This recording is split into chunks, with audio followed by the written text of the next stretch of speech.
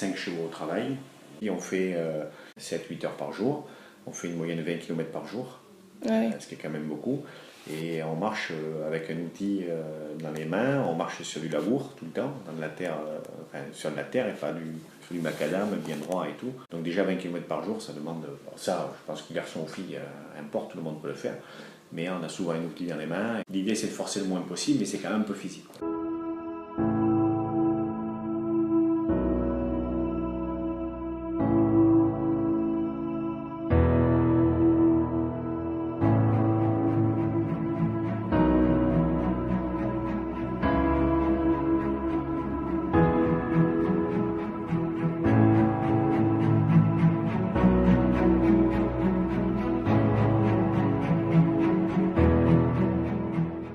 Comment cette idée de travailler la terre avec les chevaux, ça vous est venu? Tout à fait par hasard, Sandrine, ma femme, voit qu'il y a une démo là dans la région de labour à cheval.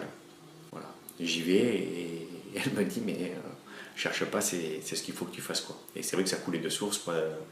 Passionné de chevaux, passionné de la viticulture.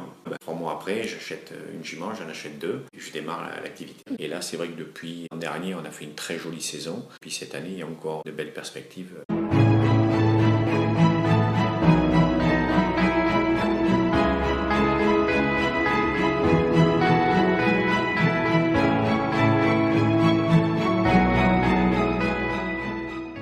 Phrase qui m'agace beaucoup et qu'on entend 10 fois par jour quand on nous voit. Ah, vous travaillez à l'ancienne. Et moi, c'est surtout pas ça, quoi. Aujourd'hui, je considère ce qu'on fait, c'est super moderne, quoi. Parce qu'il n'y a rien à l'ancienne, même si on réutilise les chevaux, mais on a du matériel dernier super moderne et on essaie de mettre des outils modernes, viticoles, tracteurs.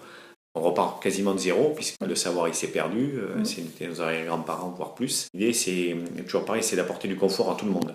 D'apporter du confort aux meneurs, pour que ça soit le moins fatigant possible pour nous. On calcule les kilos force sur la puissance que va prendre l'outil par rapport au cheval.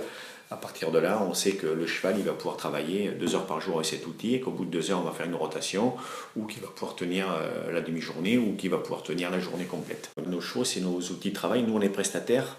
C'est pas comme avant où, à la limite, le cheval il était au fin de la propriété, il bossait quelques temps et puis on le posait, on le reprenait. La saison viticole, elle est du 15 février au 15 novembre et 6 jours sur 7. Donc pour ça, il faut avoir une cavalerie en forme physique parfaite, quoi. Ça se prépare. Ils travaillent, ils sont allés fort tous les jours. Moi, je les prépare comme des athlètes, quoi. Donc petit à petit, on monte la condition. Début de saison, on fait même un petit peu de calèche. Mais l'idée, c'est qu'ils tiennent la saison et des saisons, quoi, surtout. Et ils ne travaillent pas 1 heure par jour, ils travaillent entre 4 et 7 heures par jour.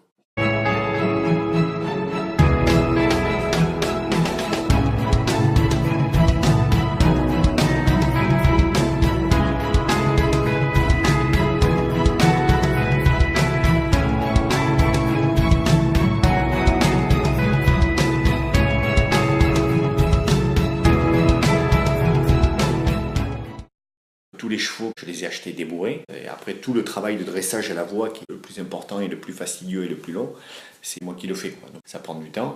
Donc tous, je les ai formés. Former un cheval qui soit parfaitement autonome, tu mets 2 saisons. Qui rentre dans un rang de vigne, ça va vite. Mais pour qu'il apprenne à bien tenir son côté, sortir droit, rentrer comme il faut, c'est long et fastidieux, mais c'est la beauté de notre boulot et la vraie osmose de couple. Pour bien travailler, il faut que le cheval soit parfaitement dressé. Il ne faut pas être trop intégriste. Moi, je n'ai jamais pensé que le cheval remplacerait le tracteur. Le tracteur nous aide, parfois dans le milieu du rang, quand c'est trop large ou comme ça, de passer un coup de griffe, un coup d'outil rotatif, etc. avec un tracteur. C'est complètement compatible à ce que nous on peut faire pour que derrière on puisse faire du travail de qualité. On casse beaucoup moins de pieds de vigne qu'un tracteur.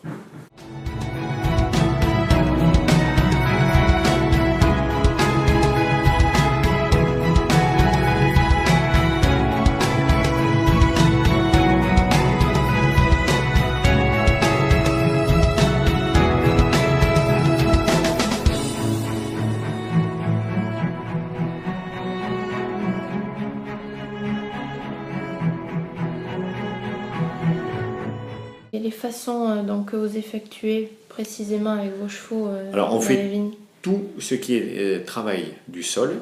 Ouais. Donc on va intervenir soit sur la totalité du sol, soit que sous le rang. Donc si on intervient que sous le rang, ce sont des chaussages et des décavillonnages. Ouais. Donc chaussage, c'est les butages, et décavillonnage, c'est enlever cette terre. Donc, c'est ce que je te dis. L'idée, c'est qu'on est toujours en train de combattre l'herbe. Combattre l'herbe, c'est soit à un moment donné, tu l'enfouis, donc tu lui jettes la terre par-dessus, et ensuite il vient sortir cette herbe, donc ça c'est du désherbage mécanique, soit par système de griffage. Pour conclure, entre guillemets, en quelques mots, si je devais vous devez qualifier votre métier, oui, vous diriez quoi?